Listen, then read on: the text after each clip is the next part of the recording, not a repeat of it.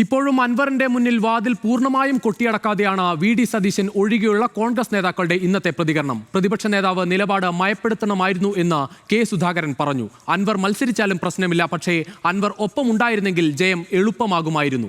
തെരഞ്ഞെടുപ്പിൽ ബി.ജെ.പിയുടെ നിസ്സംഗത ചർച്ച ചെയ്യണമെന്നാണ് കെ. മുരളീധരന്റെ പ്രതികരണം. ബി.ജെ.പി മാറി നിന്നാൽ എൽ.ഡി.എഫിന് വോട്ട് മറിക്കും എന്നാണ് വിലയിരുത്തേണ്ടതെന്നും മുരളീധരൻ പറഞ്ഞു.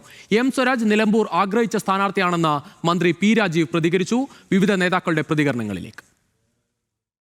അത് അങ്ങനെ ഒരു തീരുമാനം വന്നെങ്കിൽ പ്രതിപക്ഷ നേതാവ് ഇത്തിരി അയഞ്ഞ് അൻവറും കൂടെ അയയണം. അല്ലാതെ ഒരാളയഞ്ഞ കൊണ്ട് കാര്യമൊന്നുമില്ല, രണ്ടുപേരും കൊണ്ട് അയഞ്ഞാലേ തീരുമാനമുള്ളൂ. ശ്രീ അൻവറിനോടൊപ്പമുള്ള ആളോട് എനിക്ക് പറയാനുള്ളത്, അദ്ദേഹം ഉയർത്തിയിരിക്കുന്ന ഈ പിണറായി സർക്കാരിനെതിരായിട്ടുള്ള വലിയ ജനവികാരം പ്രതിഫലിപ്പിക്കാൻ വേണ്ടിയിട്ടുള്ള ഒരു അവസരമായി നിലമ്പൂർ തെരഞ്ഞെടുപ്പിനെ അദ്ദേഹം കണ്ട് അതിനകത്ത് അനുസരിച്ച നടപടി സ്വീകരിക്കണമെന്ന് മാത്രമാണ് എനിക്ക് പറയാനുള്ളത്. ഇനി കാലാവധി അവസാനിക്കാൻ 8 മാസം മാത്രം ബാക്കിയുള്ളൂ എന്നുള്ള കാരണം കൊണ്ട് ബി.ജെ.പി മത്സരരംഗത്ത് മാറി നിൽക്കുകയാണെങ്കിൽ അതിൻ്റെ അർത്ഥം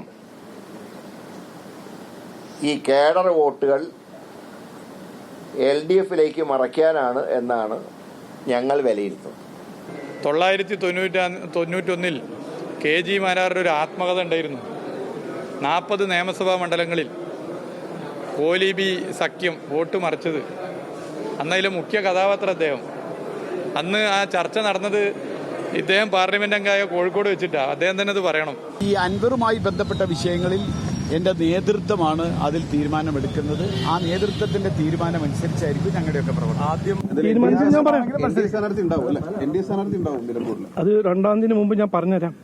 അതുപോലെ